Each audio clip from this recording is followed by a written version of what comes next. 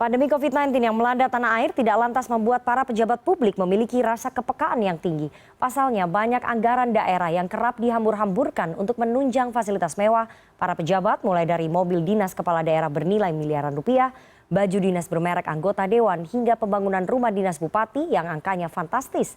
Salah satunya adalah pembangunan rumah dinas Bupati Penajam Pasir Utara di Kalimantan Timur yang nilai proyeknya mencapai 34 miliar rupiah. Di mana empati para pejabat di tengah masa sulit pandemi?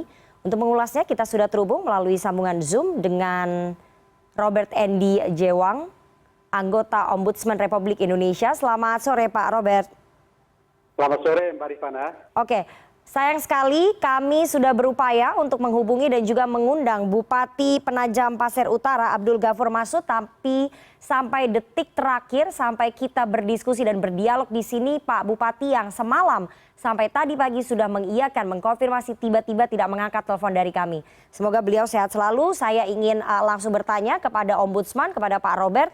Pak Robert, bagaimana kemudian Ombudsman melihat alokasi anggaran pembangunan rumah dinas yang nilainya mencapai 34 miliar rupiah? Nanti kita akan bahas juga bahwa ini bukan hanya terjadi di Penajam Pasir Utara, tapi ada fasilitas-fasilitas mewah yang terjadi di wilayah-wilayah lainnya. Silakan Pak Robert. Ya, kasus di Penajam Pasir Utara ini sebenarnya puncak dari gunung es saja, Mbak Rifana ya. Ini banyak terjadi di berbagai tempat, berbagai daerah begitu ya. Nah, terkait yang di Kabupaten PPU, ini singkatannya Kabupaten PPU ya.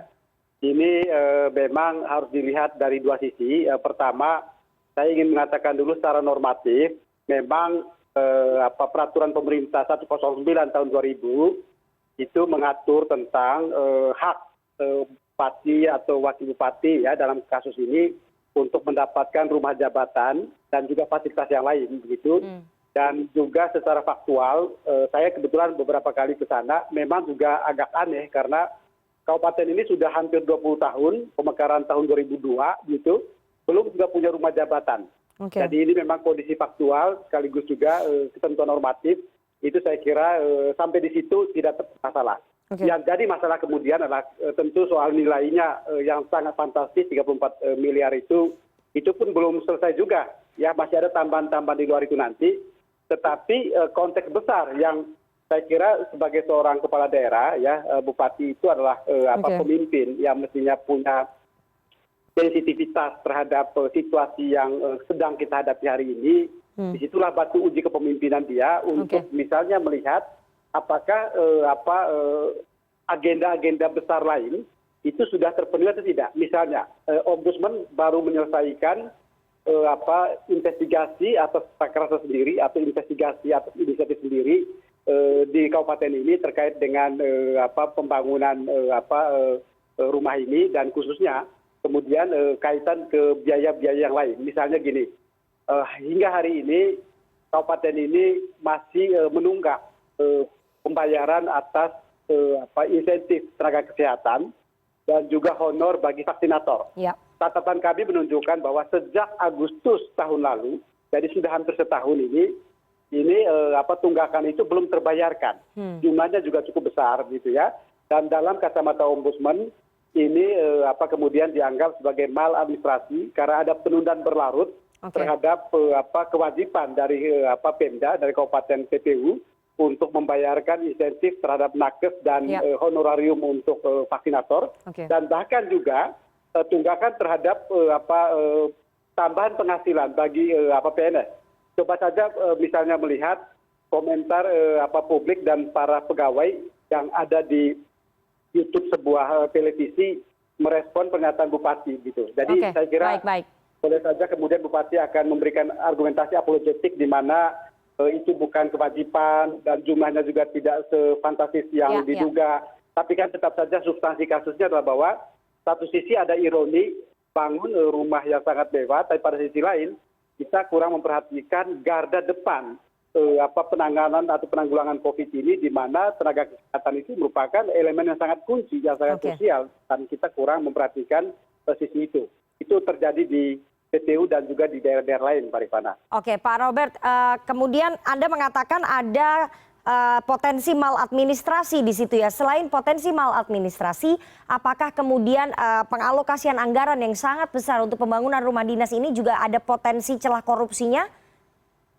Wah, kita nggak tahu, kita nggak sampai ke sana ya. Tentu ada pihak yang lain gitu, meskipun ada selalu ada asumsi gitu ya.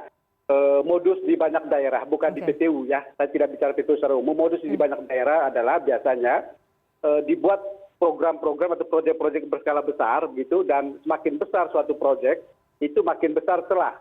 Kemudian ada rent seeking, ada penyimpangan dan sebagainya. Nah, untuk bisa memastikan ini memang aparat penegak hukum yang kemudian akan masuk, dan saya kira didahului oleh misalnya pemeriksaan dari sisi keuangan oleh BPK misalnya. Ya. Tapi ini sisi lain yang tidak menjadi bagian dari perhatian Ombudsman itu. Ya, Pak Robert, selain di Penajam Pasir Utara, apakah kemudian Ombudsman juga mendapat laporan banyak pejabat publik yang memilih menghabiskan anggaran ataupun APBD-nya untuk mendapatkan fasilitas mewah di tengah pandemi COVID-19? Kita saja bisa mendapatkan informasi itu dari media sosial dan juga media bahwa ada beberapa pemerintah provinsi, kemudian ada beberapa anggota DPRD yang menghabiskan banyak anggaran untuk mendapatkan fasilitas mewah. Itu juga didapatkan datanya oleh Ombudsman, banyak laporan?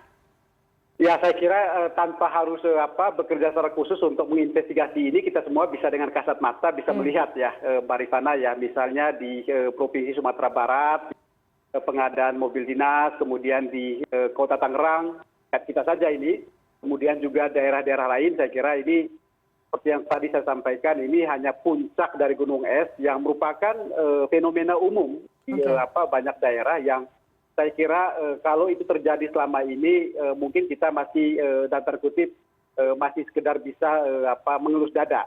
Tapi ketika itu terjadi di tengah masa pandemi, ketika kemudian perintah untuk realokasi anggaran dan refocusing program untuk semua biaya, perencanaan itu sejauh mungkin diarahkan bagi upaya untuk penanggulangan COVID terkait dengan membangun sistem kesehatan yang kuat, pengadaan alat kesehatan, jaminan perlindungan sosial dan sebagainya. Ketika ini tidak diurus, tetapi justru elit politik kita, elit birokrasi kita menunjukkan sikap atau perilaku hidup yang berfoya-foya, yang membangun sesuatu yang fantastis dengan nilai yang tidak masuk akal misalnya, maka disinilah saya kira yang namanya asas kepatutan dan asas keadilan bagi publik itu tercidrai gitu. Dan sisi lain ini juga menunjukkan kualitas kepemimpinan para elit politik kita yang memang hari ini masih pada standar yang mengecewakan gitu ya. Ini saya kira apa yang terjadi di PPU, apa yang terjadi di Sumatera Barat dan sebagainya ini hendaknya menjadi pelajaran bagi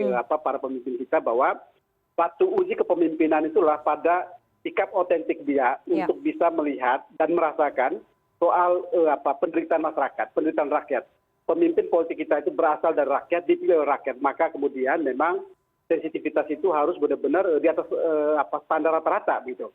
Ini bukan pejabat pemerintahan biasa, tetapi ketika itu ditunjukkan oleh elit politik, ini sesuatu yang saya kira pada tingkat tertentu membuat publik marah juga gitu, Mbak Rifana ya. Ya, kita tunggu nanti bagaimana sensitivitas dan juga empati para pejabat publik, apakah kemudian masih ada begitu ya, kita tunggu, karena masyarakat tentu saja terlukai dengan apa yang dilakukan oleh para pejabat publik kita dengan menghambur-hamburkan anggaran untuk mendapatkan fasilitas mewah.